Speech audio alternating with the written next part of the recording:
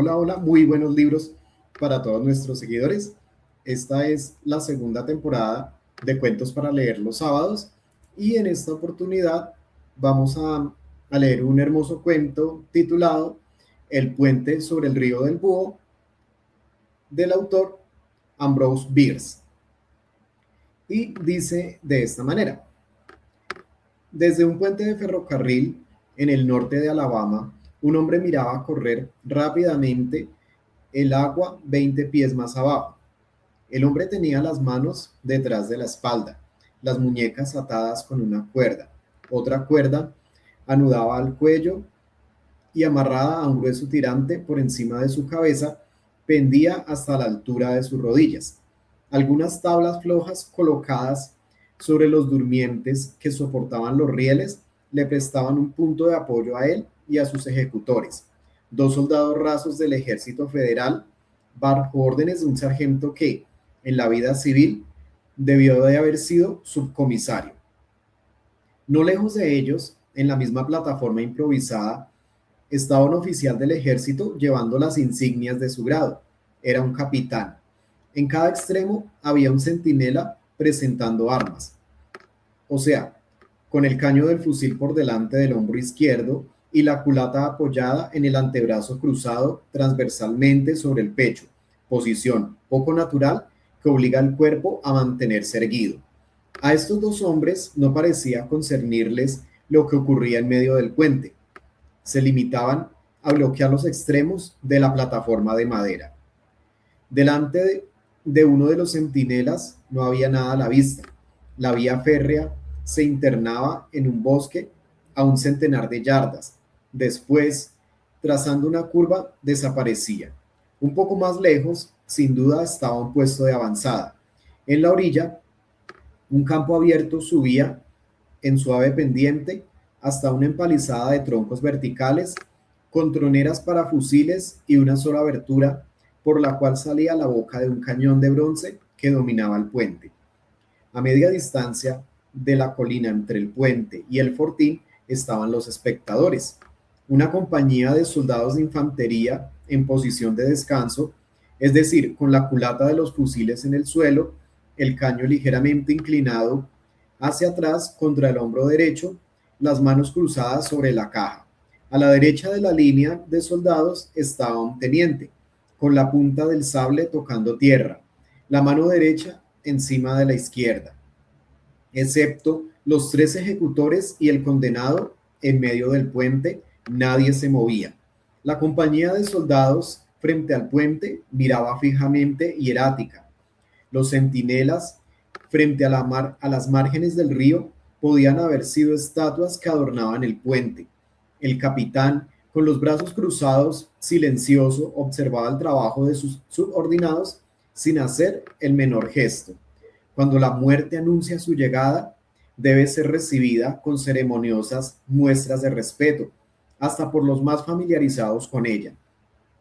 Para este dignatario, según el código de la etiqueta militar, el silencio y la inmovilidad son formas de la cortesía. El hombre que se preparaban a ahorcar podría tener 35 años. Era un civil a juzgar por su ropa de plantador. Tenía hermosos rasgos: nariz recta, boca firme, frente amplia, melena lena, negra y ondulada, peinada hacia atrás, cayéndole desde las orejas hasta el cuello de su bien cortada levita.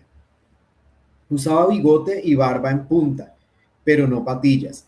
Sus ojos grandes de color gris oscuro tenían una expresión bondadosa que no hubiéramos esperado encontrar en un hombre, con la soga al cuello. Evidentemente no era un vulgar asesino. El liberal código del ejército prevé la pena de la horca para toda clase de personas, sin excluir a las más decentes. Terminados sus preparativos, los dos soldados dieron un paso hacia los lados y cada uno retiró la tabla de madera sobre la cual había estado de pie. El sargento se volvió hacia el oficial, saludó y se colocó inmediatamente detrás del oficial. El oficial, a su vez, se corrió un paso. Estos movimientos dejaron al condenado y al sargento en los dos extremos de la misma tabla que cubría 3 durmientes del puente. El extremo donde se hallaba el civil alcanzaba casi, pero no del todo, un cuarto durmiente. La tabla había sido mantenida en su sitio por el peso del capitán.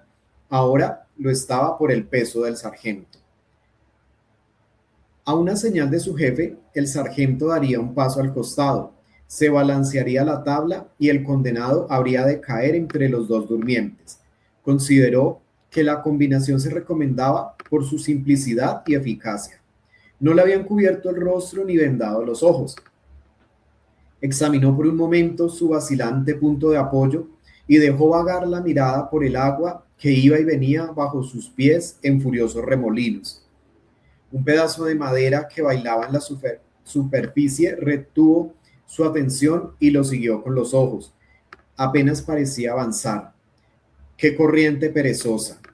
Cerró los ojos para concentrar sus últimos pensamientos en su mujer y en sus hijos, el agua dorada por el sol naciente, la niebla que pasaba sobre el río contra las orillas escarpadas no lejos del puente, el fortín, los soldados, el pedazo de madera que flotaba, todo eso lo había distraído y ahora tenía conciencia de una nueva causa de distracción.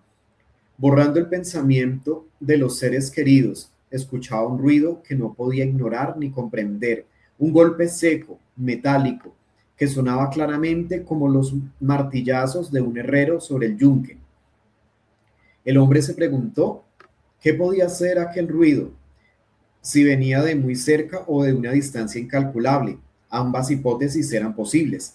Se reproducía a intervalos regulares, pero tan lentamente como las campanas que doblan a muerte. Aguardaba cada llamado con impaciencia y sin saber por qué, con aprensión. Los silencios se hacían progresivamente más largos, los retardos enloquecedores, menos frecuentes eran los sonidos, más aumentaba su fuerza y nitidez hiriendo sus oídos como si le atestaran cuchilladas. Tuvo miedo de gritar. Lo que oía era el tic-tac de su reloj. Abrió los ojos y de nuevo oyó correr el agua bajo sus pies. Si lograra libertar mis manos, pensó, llegaría a desprenderme del nudo corredizo y saltar al río. Zambulléndome, podría eludir las balas, nadando vigorosamente, alcanzar la orilla, después internarme en un bosque, huir hasta mi casa. A Dios gracias, todavía está fuera de sus líneas. Mi mujer y mis hijos todavía están fuera del alcance del puesto más avanzado de los invasores. Mientras se sucedían estos pensamientos, aquí anotados en frases que más que provenir del condenado, parecían proyectarse como relámpagos en su cerebro. El capitán inclinó la cabeza y miró al sargento. El sargento dio un paso al costado. Peyton Farquhar, plantador de fortuna, pertenecía a una vieja y respetable familia de Alabama. Propietario de esclavos, se ocupaba de política como todos los de su casa. Fue, desde luego, uno de los primeros secesionistas y se consagró con ardor a la causa de los estados del sur. Imperiosas circunstancias, que no es el caso relatar aquí, impidieron que se uniera al valiente ejército cuyas desastrosas campañas terminaron por la caída de Corinth, y se irritaba de esta sujeción sin gloria, anhelando dar rienda libre a sus energías, conocer la vida más intensa del soldado, encontrar la ocasión de distinguirse. Estaba seguro de que esa ocasión llegaría para él, como llega para todo el mundo en tiempos de guerra. Entre tanto, hacía lo que podía. Ningún servicio le parecía demasiado humilde para la causa del sur. Ninguna aventura estaba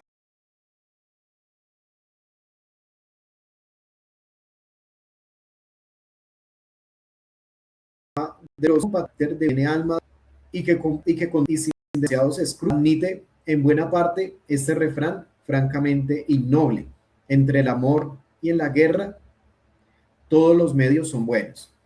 Una tarde, cuando Farquhar y su mujer estaban sentados en un banco rústico cerca de la entrada de su parque, un soldado de uniforme gris detuvo su caballo en la verja y pidió de beber.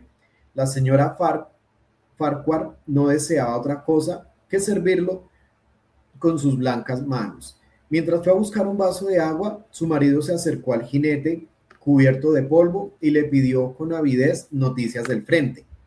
Los yanquis están preparando las vías férreas, dijo el hombre, porque se preparan para una nueva avanzada. Han alcanzado el puente del Búho, lo han arreglado y han construido una empalizada en la orilla norte. Por una orden que se ha fijado en carteles en todas partes, el comandante ha dispuesto que cualquier civil o quien se sorprenda dañando las vías férreas, los túneles o los trenes deberá ser ahorcado sin juicio previo. Yo he visto la orden. ¿A qué distancia queda de aquí el puente del Búho?, preguntó Farquhar. A unas 30 millas. ¿No hay ninguna tropa de este lado del río? Un solo piquete de avanzada a media milla sobre la vía férrea y un solo centinela de este lado del puente. Suponiendo que un hombre, un civil aficionado a la horca, esquive el piquete de avanzada y logre engañar al centinela, dijo el plantador, sonriendo, ¿qué podría hacer? El soldado reflexionó. Estuve allí hace un mes. La creciente del último invierno ha acumulado gran cantidad de troncos contra el muelle de este lado del puente. Ahora esos troncos están secos y arderían como estopa. En ese momento, la dueña de la casa trajo el vaso de agua, bebió al soldado, le dio gracias ceremoniosamente, saludó al marido y se alejó con su caballo. Una hora después, caída la noche, volvió a pasar frente a la plantación en dirección al norte, de donde habían venido. Aquella tarde había salido a recorrer el terreno, a reconocer el terreno. Era un soldado explorador del Ejército Federal. Capítulo 3. Cuando cayó al agua desde el puente, Peyton Farquhar perdió conciencia como si estuviera muerto. De aquel estado le pareció salir siglos atrás, después, por el sufrimiento de una presión violenta en la garganta, seguido de una sensación de ahogo. Dolores atroces, fulgurantes, atravesaban todas las fibras de su cuerpo, de la cabeza a los pies. Se hubiera dicho que recorrían las líneas bien determinadas de su sistema nervioso y latían a un ritmo increíblemente rápido. Tenía la impresión de que un torrente de fuego atravesaba su cuerpo. Su cabeza congestionada estaba a punto de estallar. Estas sensaciones excluían todo pensamiento, borraban lo que había de intelectual en él. Solo le quedaba la facultad de sentir, y sentir era una tortura, pero se daba cuenta de que se movía, rodeado de un halo luminoso del cual no era más que el corazón ardiente. Se balanceaba como un vasto péndulo según los arcos de oscilaciones inimaginables. Después de un solo golpe, terriblemente brusco, la luz que lo rodeaba subió hasta el cielo. Hubo un chapoteo en el agua, un rugido atroz en sus oídos, y todo fue tinieblas y frío. Habiendo recuperado la facultad de pensar, supo que la cuerda se había roto y que acababa de caer en el río. Ya no aumentaba la sensación de estrangulamiento. El nudo corredizo alrededor de su cuello, a la par que lo sofocaba, impedía que el agua entrara en sus pulmones. Morir ahorcado en el fondo de un río. Esta idea le pareció absurda. Abrió los ojos en las tinieblas y vio una luz encima de él, pero de tal modo lejana, de tal modo inaccesible. Se hundía siempre, porque la luz disminuía cada vez más hasta convertirse en un pálido resplandor.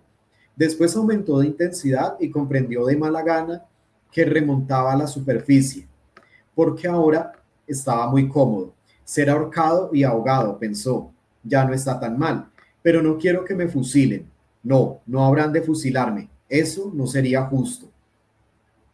Aunque inconsciente del esfuerzo, un agudo dolor en las muñecas le indicó que trataba de zafarse de la cuerda. Concentró su atención en esta lucha. Como un espectador ocioso podría mirar la hazaña de un malabarista sin interesarse en el resultado. ¡Qué magnífico esfuerzo! ¡Qué espléndida sobrehumana energía! Ah, era una tentativa admirable. ¡Bravo! Cayó la cuerda. Sus brazos se apartaron y flotaron hasta la superficie. Pudo distinguir vagamente sus manos de cada lado en la luz creciente. Con nuevo interés las vio aferrarse al nudo corredizo. Quitaron salvajemente la cuerda. La arrojaron lejos, con furor, y sus ondulaciones parecieron las de una culebra de agua. Ponedla de nuevo, le pareció gritar estas palabras a sus manos, porque después de haber deshecho el nudo, tuvo el dolor más atroz que había sentido hasta entonces. El cuello lo hacía sufrir terriblemente, su cerebro ardía, su corazón, que palpitaba apenas, estalló de pronto como si fuera a salírsele por la boca. Una angustia intolerable torturó y retorció su cuerpo entero, pero sus manos desobedientes no hicieron caso de la orden. Golpeaban el agua con vigor en rápidas brazadas de arriba abajo y lo sacaron a flote. Sintió emerger su cabeza. La claridad del sol lo encegueció. Su pecho se dilató convulsivamente. Después, dolor supremo y culminante, sus pulmones tragaron una gran bocanada de aire que inmediatamente exhalaron en un grito. Ahora estaba en plena posesión de sus sentidos. Eran, en verdad, sobrenaturalmente vivos y sutiles. La perturbación atroz de su organismo los había de tal modo exaltado y refinado que registraban cosas nunca percibidas hasta entonces. Sentía los cabrilleos del agua sobre su rostro. Escuchaba el ruido que hacía cada olita al golpearlo. Miraba el bosque en una de las orillas y distinguía cada árbol, cada hoja con todas sus nervaduras y hasta los insectos que alojaba, langostas, moscas de cuerpo luminoso, arañas grises que tendían su tela de ramita en ramita. Observó los colores del prisma en todas las gotas de rocío sobre un millón de briznas de hierba. El bordoneo de los moscardones que bailaban sobre los remolinos, el batir de alas de las libélulas, las zancadas de las arañas acuáticas, como remos que levantan un bote. Todo eso, para él, una música perfectamente audible.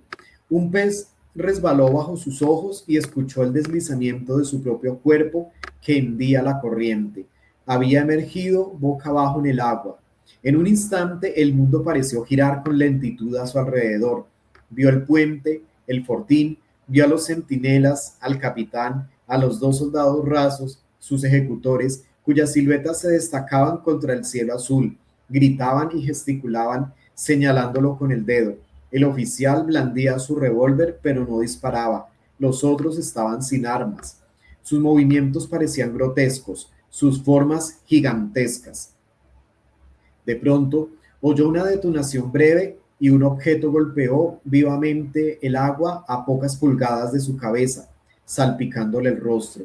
Oyó una segunda detonación y vio que uno de los centinelas aún tenía el fusil al hombro. De la boca del caño subía una ligera nube de humo azul. El hombre en el río vio los ojos del hombre en el puente que se detenían en los suyos a través de la mira del fusil. Al observar que los ojos del centinela eran grises, recordó haber leído que los ojos grises eran muy penetrantes, que todos los tiradores famosos tenían ojos de ese color. Sin embargo, aquel no había dado en el blanco. Un remolino lo hizo girar en sentido contrario. De nuevo tenía a la vista el bosque que cubría la orilla opuesta al fortín. Una voz clara resonó tras él, una cadencia monótona, y llegó a través del agua con tanta nitidez que dominó y apagó todo otro ruido, hasta el chapoteo de las olitas en sus orejas. Sin ser soldado, había frecuentado bastante los campamentos para conocer la terrible significación de aquella lenta, arrastrada, aspirada salmodia. En la orilla, el oficial cumplía su labor matinal. Con qué frialdad implacable, con qué tranquila entonación que presagiaba la calma de los soldados y les imponía la suya.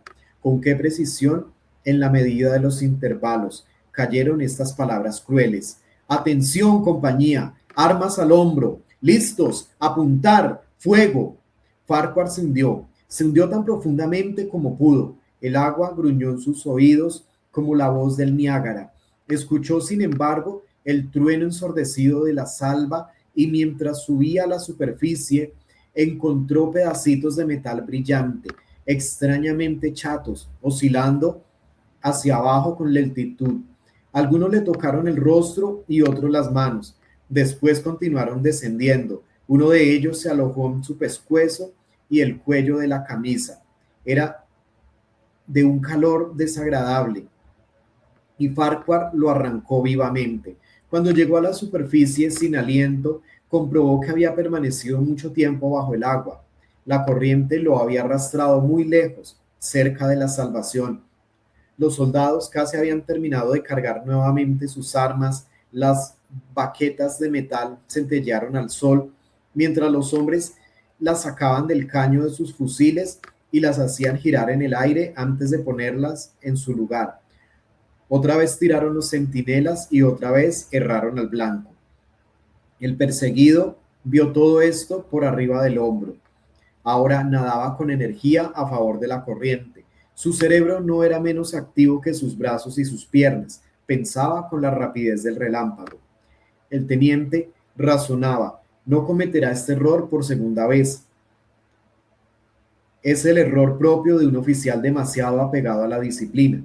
¿Acaso no es tan fácil esquivar una salva como un solo tiro? Ahora, sin duda, ha dado orden de tirar como quieran.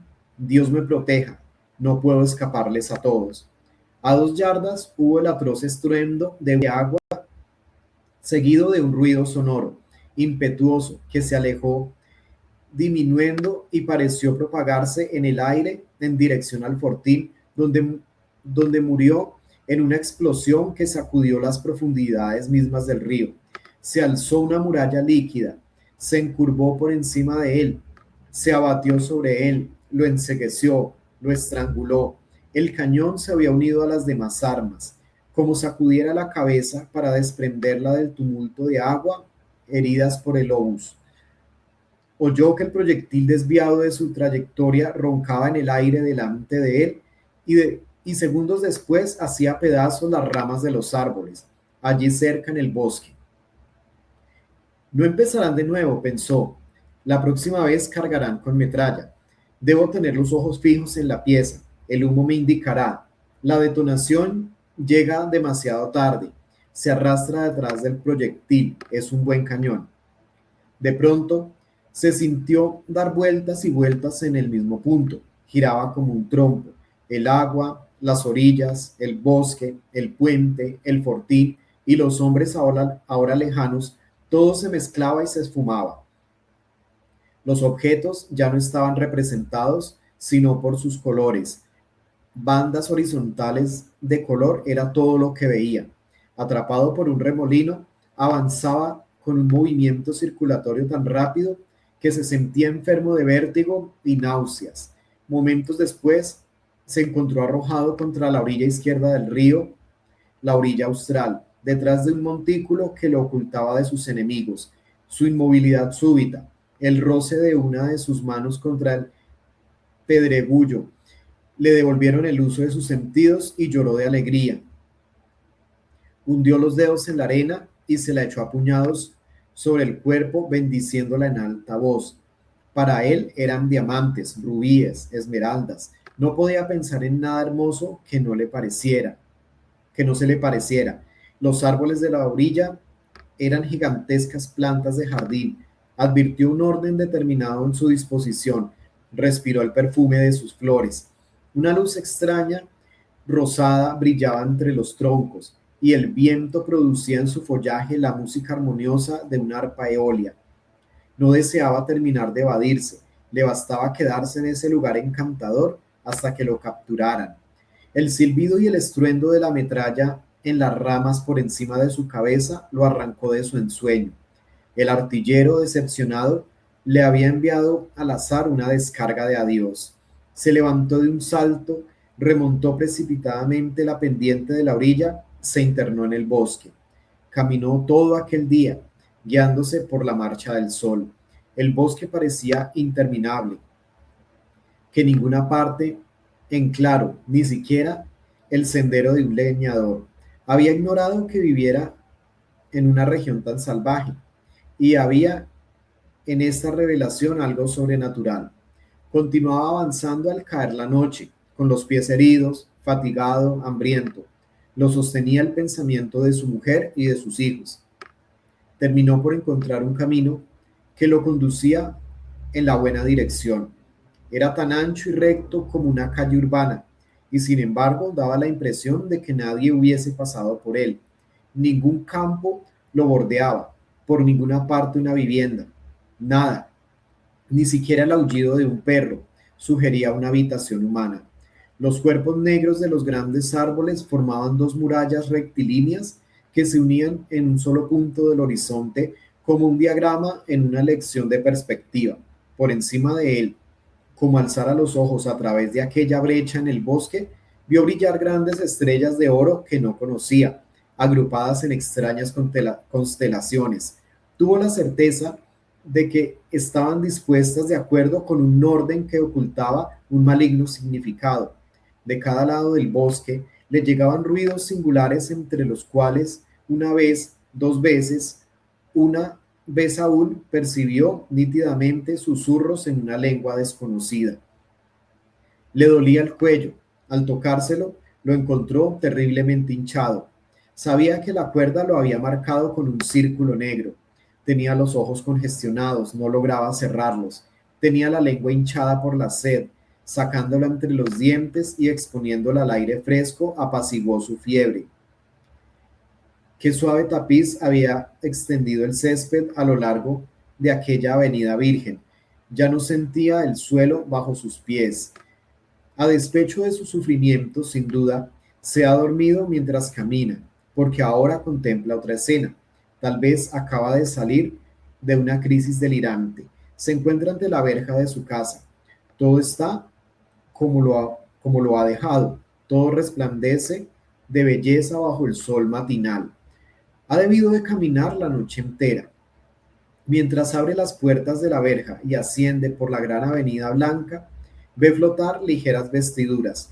Su mujer, con el rostro fresco y dulce, baja la galería y le sale al encuentro, deteniéndose al pie de la escalinata con una sonrisa de inefable júbilo, en una actitud de gracia y dignidad inigualables. ¡Ah, cómo es de hermosa! Él se lanza en su dirección, los brazos abiertos. En el instante mismo que se va a estrecharla contra su pecho, siente en la nuca un golpe que lo aturde. Una luz blanca y enceguecedora flamea a su alrededor con un ruido semejante al estampido del cañón. Y después todo es tinieblas y silencio. Peyton Farquhar estaba muerto. Su cuerpo, con el cuello roto, se balanceaba suavemente de un extremo al otro de las maderas del puente del Búho.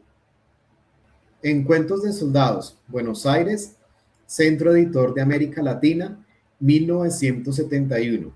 Traducción de José Bianco. Terminado este capítulo de Cuentos para leer los sábados, abrimos la invitación o extendemos la invitación para que el próximo sábado estén atentos a la lectura de un cuento de Jorge Luis Borges titulado Tlön Uqbar Orbis Tertius. Todos cordialmente invitados y para todos muy buenos libros. Muchas gracias.